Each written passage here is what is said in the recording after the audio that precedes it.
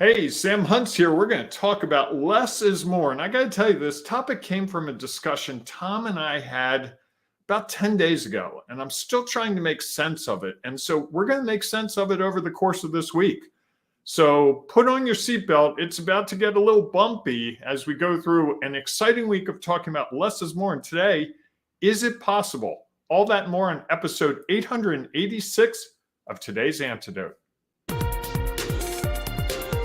Stay tuned for today's Antidote, brought to you by the Renegade Success Network. Today's Antidote features a healthy dose of thought-provoking insights and information for business owners, entrepreneurs, leaders, and nonprofit professionals. Each day since March of 2020, this program has offered that one thing to help you continue on your own unique pathway to success. And now, Renegades, we bring you Bob Graham and Tom Brush. Hey, Tom. Good morning, Bob. How are you? I'm good. We got a late start today. Well, it's 7-ish. It is ish. Definitely an ish day. Well, for those people who pop in and watch this or listening to the podcast later, they don't know the difference. That's right. It's only those loyal people who are up and ready at 7 a.m. and we're not quite ready. That's it. We were having a very detailed discussion about some issues we had to resolve. Correct. The world needed us to resolve those issues. Right, Tom? And unfortunately, I think there are issues that we alone cannot resolve, although indeed. Maybe there's we try.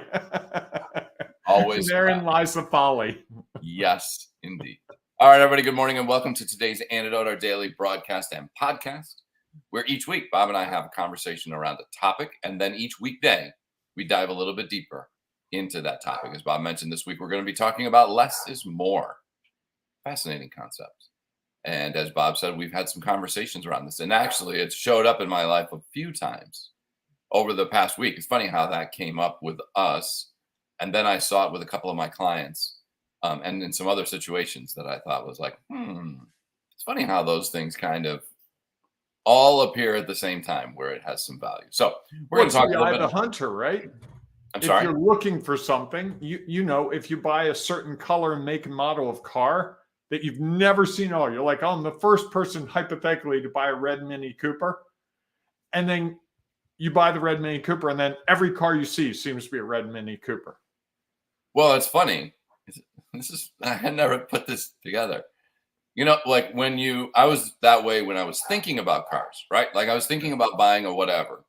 And then I was like, wow, I'm seeing a lot of that car around. Okay. And what's funny now is I go searching for something that I'm interested in buying or doing or traveling to. And then I start showing up in all my social media feeds all the time. Oh, that's the scariest thing in the world. Well, what's interesting, though, what I think is interesting about that is it happened before, right? Is that like, why did I now all of a sudden start seeing all of these cars that I was thinking about, that I was interested in buying, and now I'm more aware of them? And maybe we're just more aware of those ads that we see than really much different than what would have been in the past. I don't know. That or Big Brother's listening to everything we say. And if you say elephant, you're now going to get social media coming to you with elephants in it. Well, I'm not going to say the word because now it's going to show up in your feed and not mine. So it's better than I don't need to know any more about elephants. All right, everyone. As we go through our conversation today, we would encourage you to share your thoughts and ideas as we have our conversation, because we know that it'll add value to the show. And you know what? Sometimes when you share something, it strikes someone a little bit differently, and they may actually hear what is being said and then can move forward. At the conclusion of our conversation, Bob and I will each offer our one thing, our today's antidote. That's why we call it that show. That's why the name of the show. And of course, if you have an antidote as well, please feel free to share it, because we feel like this might be the information. If you're stuck, frustrated, uncertain, overwhelmed, all of those things that slow us down, we hope that this antidote will help you take your next step along your own unique pathway to success. Before we dive into that conversation, each morning, Bob and I share our celebrations. And maybe, Bob, You might want to. We haven't done this in a while, I don't think. Why? Why don't you tell little people why we do that, and then share what your celebration is? I think celebrations do a couple things. It sets a tone for going forward. It also gives us an opportunity to celebrate a step we took or something we observed or something that just brought joy to us. I mean, a lot of times it brings me joy. Like my celebration today, and I know there's a person out there who's going to enjoy this more than most, is that the Orioles won the series against the Yankees for the first time in like 8-10 years. Tom's a Yankees fan.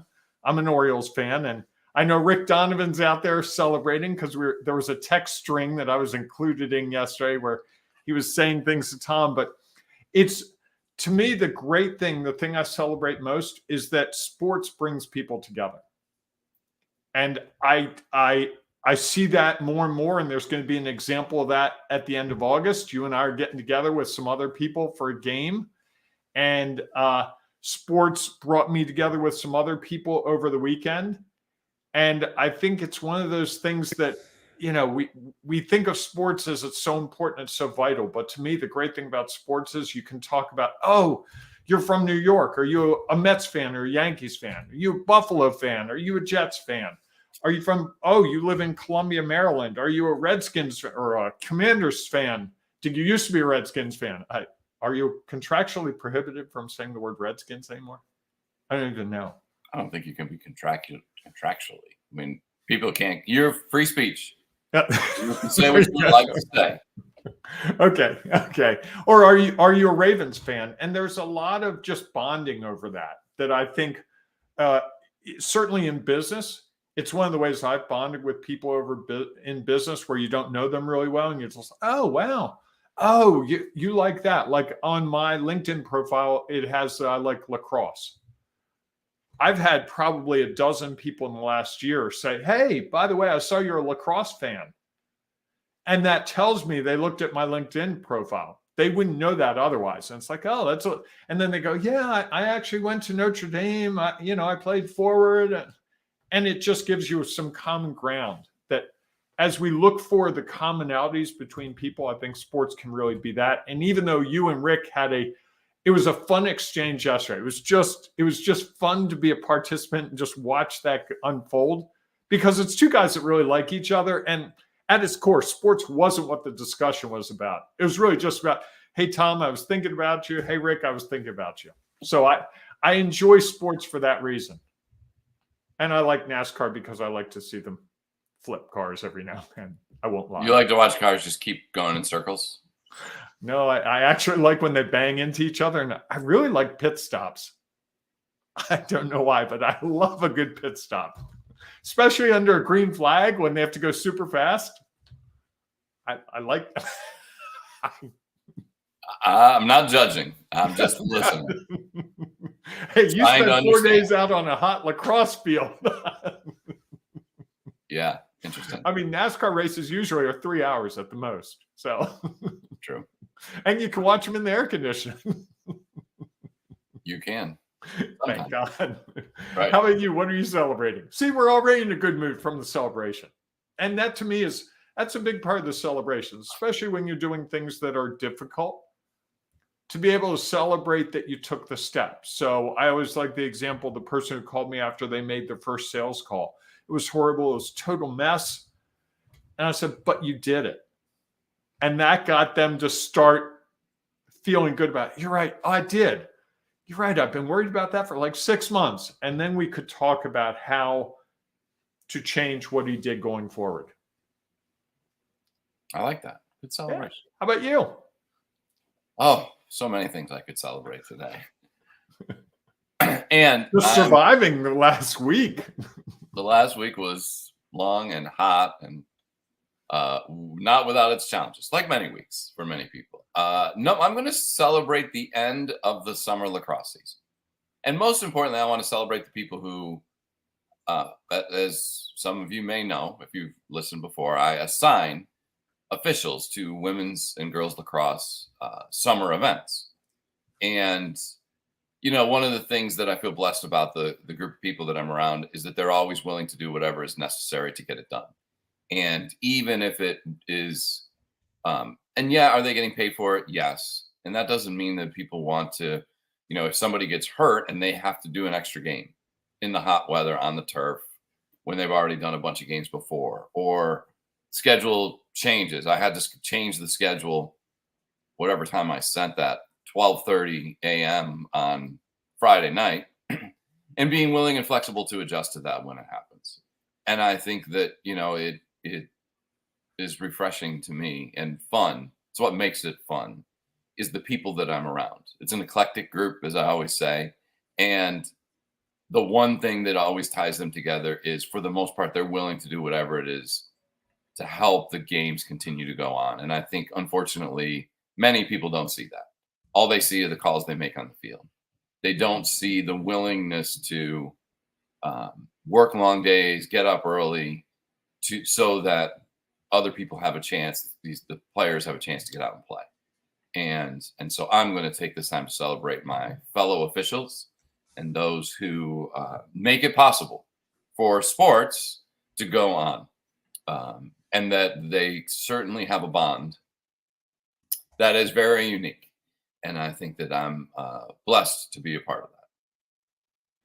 Wow, that's quite a celebration. How many people are we talking about that you encounter over the course of the season? Well, so I have a current database. Okay, of people who could officiate games. Or who have. Well, there are all the people who have at one point done a game for me. Okay. And there's probably 400 people in that list. Okay. I just never knew the magnitude. I always I know some of the names.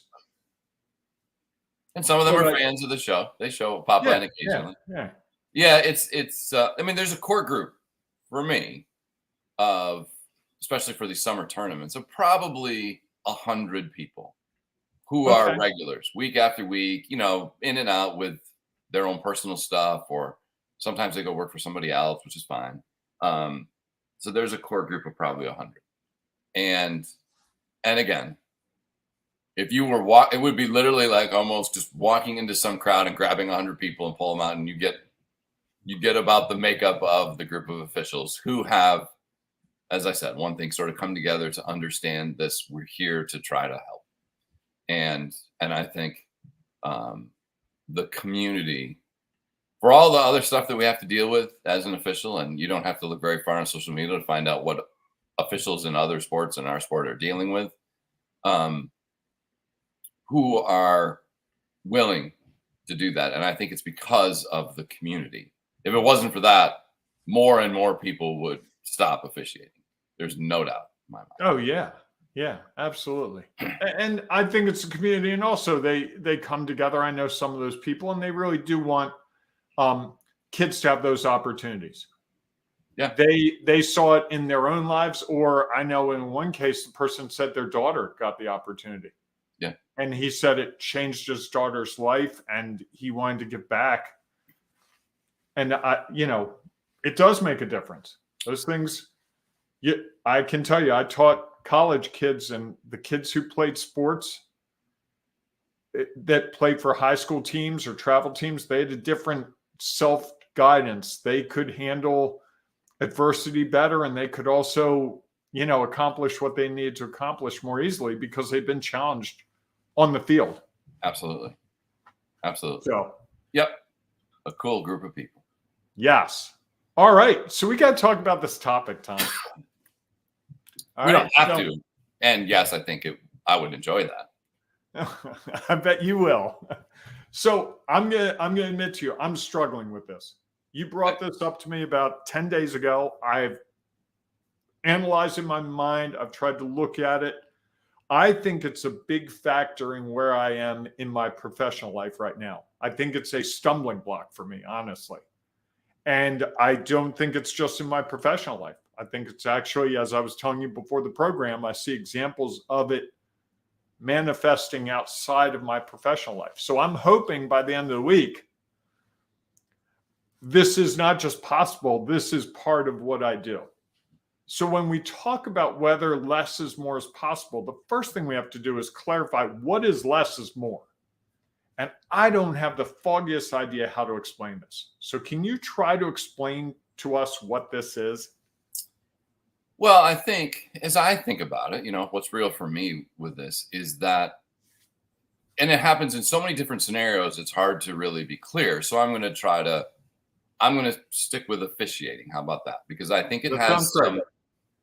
some, obviously some things that could happen in business as well. And I think you might see where, one of the challenges, I think, with any conversation or with any time we speak, the more we say sometimes isn't as helpful to our cause. And it was interesting. And I tell a lot of officials this because my wise wife, who has been an official much longer than I, we were working a summer game together. And I had a tendency to try to explain everything, every call, or feel like I had to verbalize every call. And she said to me at one point, we were walking off at the end of a half. She said, see if you can do this next half without saying a word, just using your signals to define this is what you are calling. And what I found was that it led to less confusion. So it was less, and even when I had to speak, I was trying to speak less. Not like, here's this long run-on sentence where I'm trying to tell you what happened and what I just called. Because now the more words you use, the more others can,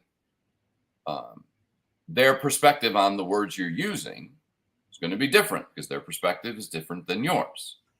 And so, like, one of the things is when coaches have comments, and I had this situation this weekend that after a game, a coach came up to me and had some comments that were probably inappropriate. And my response was just because it was about the number of fouls called in a game, and he didn't think that was fair. And I could have gone into all the things why he was incorrect. And this has taken me years to get to. My response was just, Coach, we called what we saw. Which is, in fact, the case. It's what was real for us. This is what we saw. This is what we called. If we had seen other things, I believe we would have called them.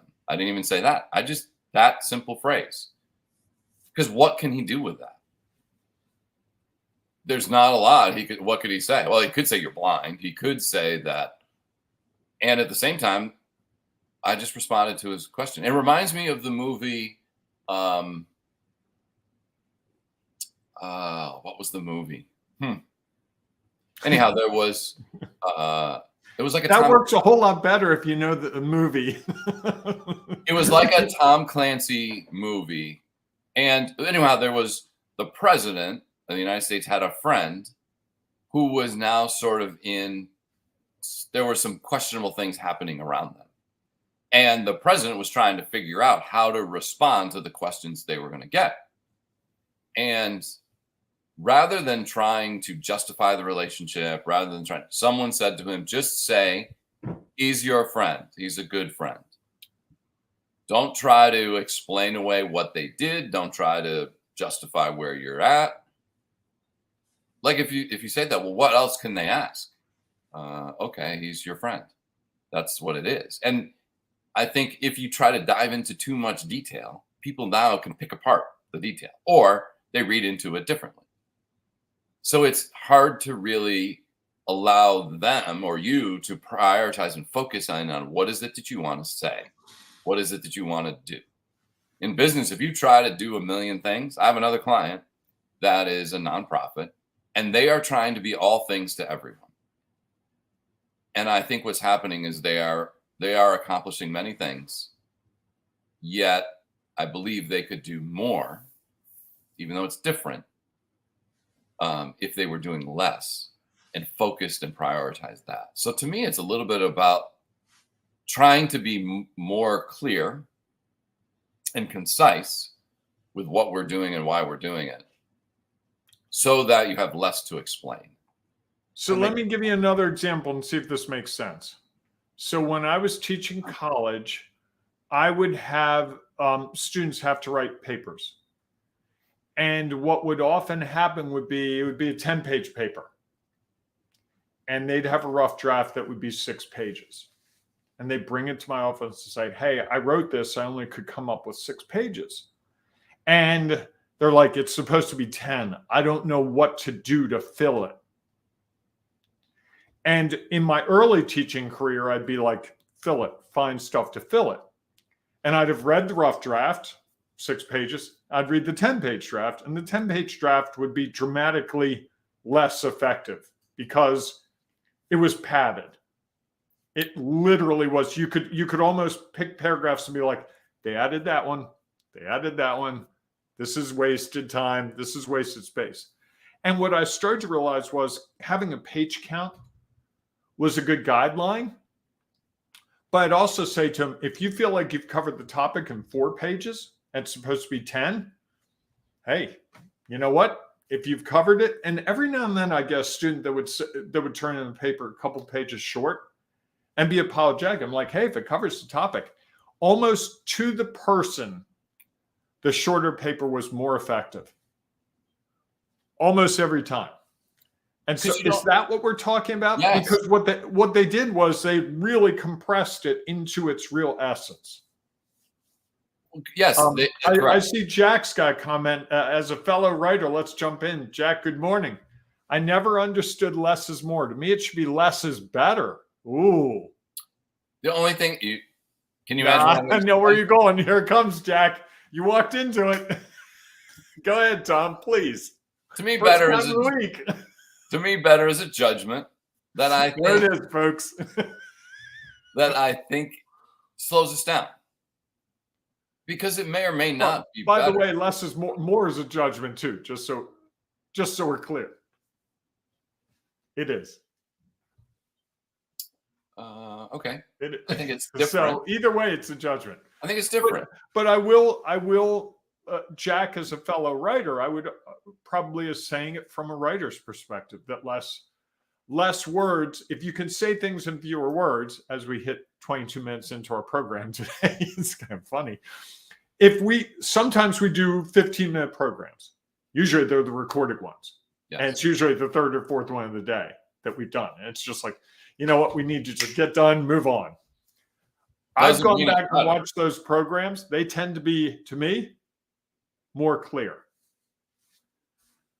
Kelly has the best comment of all. This could be a whole month long. Isn't everything a judgment in some way? Go ahead, Tom. I'll let you take that one. I'm just going to enjoy the show. So here's what I think. Yes, and yet there are judgments that are, I think, less impactful. So, like, to me, better is a judgment that is that can really slow us down. Okay. Because who knows what's better? Who knows? And is that just for the moment? Is that forever? Is it? So you start wondering and questioning, like, why have I always done this if this is better? I don't know. It's better. I think different is probably a judgment. I guess it's a judgment. Yet, to me, what's real for me is that different is just different. That I'm not trying to say this is better or worse, right or wrong. It's just different. And I think so often we get caught up in it has to be better. And better is better is a perspective. Callie continues with better. Callie's all right. Callie, I like this. This is getting back to you, Callie, probably don't remember this, but a long time ago, one of our listeners, because I came up with this formula, the formula for what was real, knowledge, experience, plus perspective. And someone else thought that there was something else that could be a part of it. And actually, back then we had a show where we went through that. And I think better is a perspective, yet I think better is when we focus on that perspective, it opens a lot of questions. And now it leads into judgment, I think. Because I think if somebody says, well, you could do that better, and you stop to think like, well, man, I thought I did really well. And yet others don't see it that way. Yes, that's their perspective. And yet I think it causes more questions. If I go out and say, you know what? I did what I could do with the knowledge, experience, and perspective I had, and got the whatever the results were. Could I do it differently? Yes. I can't guarantee that the results are going to be any different. If I think that the things I do mean the results are going to be better by changing, what happens when they aren't? And I think it's that type of judgment that really gets us stuck. And that's why I like the word different. I like correct rather than right or wrong. It's right or wrong to me is all about perspective. Jack says, I get your take on judgment, but less is more makes no sense to me. Feel free to clarify. Well, first of all, Jack, you'll have to be here all week because we're going to dig into this pretty deep. We got a long way to go because I'm with you. I'm not sure. I think I understand the concept, but I don't know that I have the application clear. And So ultimately, that's the issue. I think And Kelly says, fair point. Bob is really enjoying this. Hey, anytime someone goes after Tom, I'm enjoying it because I feel like I'm the brunt of it here. So please go, Kelly. I'm happy to post your comments. The more, the merrier. I think less is more to me is a little bit more about allowing ourselves to understand that just because we do more doesn't mean our results are going to be any different. And in doing more, we have less focus and usually less priorities. So while I don't think it is the statement that I would always use, I think it's a statement that causes people to think about what does that mean? And that possibly when I think I need to do more, I might actually have different results if I did less. Just because I'm going to do this, I'm going to do it. So Bob loves to have his calendar full. And if he looks at his calendar, I don't know, he's modified this a little bit and things are a little bit different. What's good for him has changed. He felt that if he didn't have an appointment every day and he wasn't always busy, that the day was a waste. Talk about a judgment. When in reality, maybe if by having an appointment of every minute, he doesn't have the opportunity to really focus on what each appointment was. I remember that when I was in a work situation and I felt like it was meeting after meeting after meeting after meeting. To me, at the end of the day, they were just meetings. I don't even really remember a lot of times, like what were the takeaways? How am I supposed to implement them? I just sat around and had conversations. And yes, sometimes they led to what needed to be done. And yet it oftentimes didn't have the time then to actually do what we said we were going to do. Or we couldn't prioritize it because there were so many things to do. I'm going to throw some more comments up. Kelly, I am not going after Tom. I was being facetious, Kelly. I like his perspectives, and yet sometimes I think we get hung up on judgment. Oh boy, that's where you and Tom have found common ground. Go, Tom. That's to me, that's the challenge with judgment, is we get hung up on it. And we get hung up thinking it could be better. Or, wow, that was really the worst. You know, I had, as an example, I had 3 games on yesterday, lacrosse games on yesterday that I officiated. And I could look at and judge those on which one did I do a better job at, and so much of it is based on other things that I don't control. Whether coaches were yelling at me, whether they weren't yelling at me, were the fans yelling, were they applauding, what did people say after the game? And I would get so wrapped up and hung in their perspective. And while it's helpful feedback, it doesn't really allow me to grow. Because it's all just from their perspective. And the hundreds of other people who had no contact with me, or I have no idea what their perspective was, is as valuable as the perspective that I received, feedback I received. And yet I can't draw that into the equation. So what does it really mean? And so I think that if we avoid the judgment and just look at, okay, each game was different. Lots of things happened in each game, just like every sales call, just like every networking event, just like every project that you put out there. And if we just try to see what was different about it and why, and then determine how does that impact what's real for us. Kelly adds, it's so easy to get caught up on busy work. I am not caught up. I don't think she means finishing it. I think she means stuck in it. Wrapped up. She says she's excellent at it. I think most of us are. Yes. I think that's where the less is more might really manifest itself, is that we do more busy work to avoid doing the things that we are less comfortable with. Or that there's something else that we should be doing. Instead of taking time, instead of being like, okay, I'm not going to, I'm going to do these things that I know have real value, the things I prioritize. Mm-hmm. The busy work can wait while I do something else, because maybe it's the chance for me to go out and clear my mind so that I can come back and really focus on a priority. And I think sometimes we think that empty space, not doing something, is a waste of time. I actually believe that it has true value and allows us to stay more focused, to do the things, as you said, Bob, usually that are hard, that we don't like to do, or that really are a significant part of our work world. And we tend to want to avoid those things. And so we do busy work. Bob, you've got to be needing some paper, some office supplies, right? Oh, yeah. I've got lots of paper clips.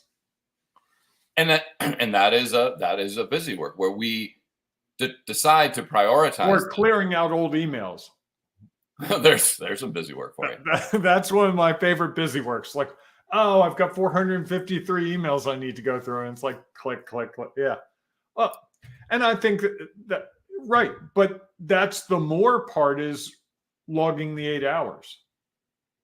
Sure. I still have that mentality of like 8 hours. I just scheduled a personal thing in the next hour and a half. And I'm like, ooh, that's going to be an hour and a half. When am I going to make up that hour and a half of work?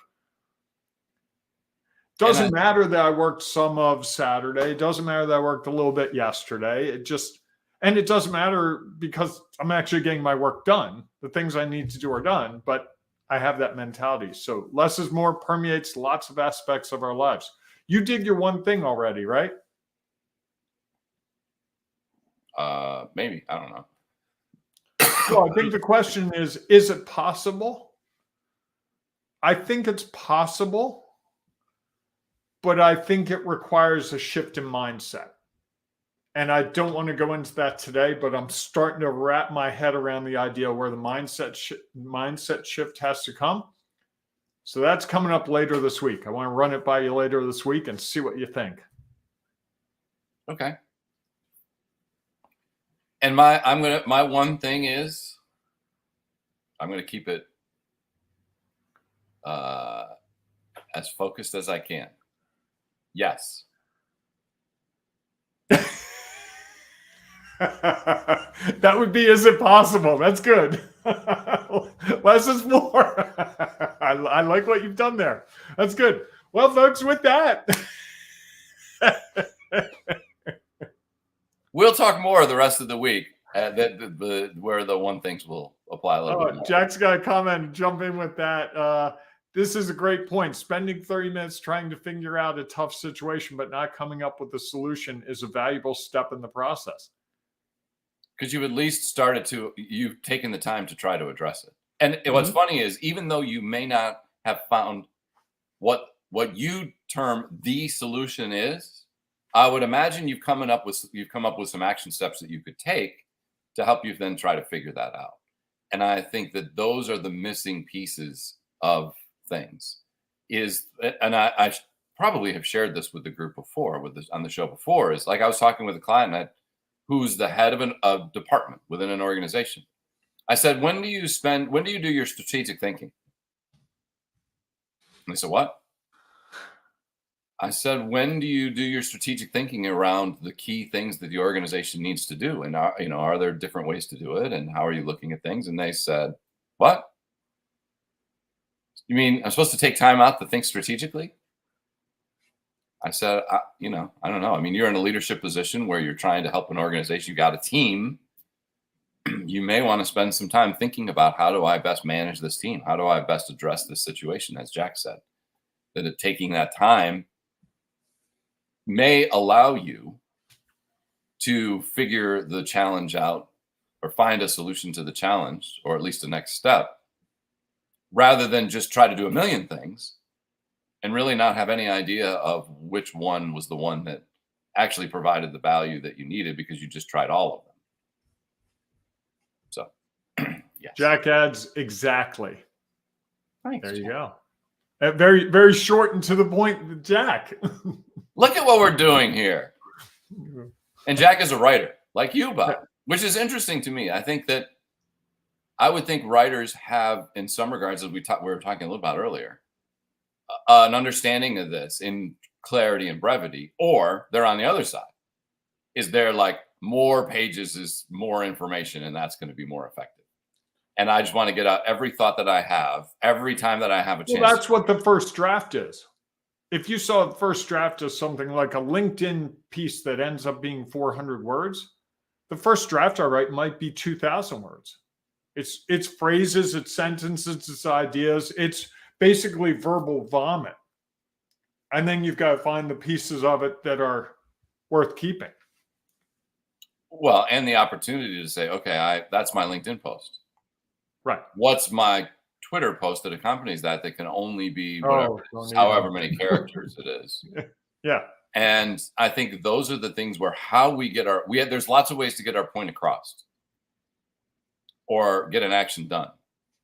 And sometimes I think that we feel we have to do all of the things, where sometimes just doing one of them or a couple of them may get us to where we want to get to. With that, we should probably close the program. You think? Less is more. Yes. All right, everyone. 37. Here's the thing. Less is perspective as well. 37 might be, we probably could have talked about this for an hour and a half. I got work to do. This will become busy work in a moment. Maybe. Here's the challenge. What's the difference between, and sometimes busy work does lead to. Oh my God. It's going to be one of those days. So folks, thank you for joining. I'm going to do this if you won't. Thank you for joining us. It's been great to have you here. Thank you, Jack, Kelly, for your comments. It always makes it so much better. If you have a comment, hey, it's not too late. What? What did you just say? Oh, I'm not even. If you have a comment, please feel free to put it in there. You never know when someone might see your comment and go, oh, that's exactly what I was thinking, or I couldn't disagree more, but it gives me something to think about.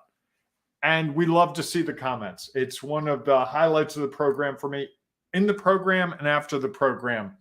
And I see Rick has joined. I knew it was coming. So I want to make sure I understand. Less runs by the Yankees is more for the Orioles. Rick, you made my day. Sure. Sometimes less isn't more. When you're trying to tally things, it's different. All right. So folks, we'll be back tomorrow and all week talking about less is more. We've got some interesting topics coming up through the rest of the week. Please feel free to join us. You can always go to our Sculpt Your Business group. It's a great place. You'll hear more about that in a minute. It'll sound like me talking, I'm going to guess. And we'll be back tomorrow morning, 7 a.m.-ish. Heck, it might be 8 a.m.-ish given today. Some East Coast time in the morning before noon, probably, for our next edition of Today's Antidote. I guess. Go out and enjoy your day, everyone. We will see you soon. And of course, no matter what you do, embrace that renegading you. It's so worth it. Hey, it's Sculpt Your Business time. You can go from chaos and confusion to confidence and control. Must be important because I'm using my radio voice. That's right. Chaos and confusion to confidence and control. on Sunday, and you can see the Gravedigger. Now I've gone to Monster Trucks, and Tom's shaking his head, which makes it all worth it. Anyway, if you want to know more about sculpture business, go to renegadesuccessnetwork.com. renegadesuccessnetwork.com. We'll see you there.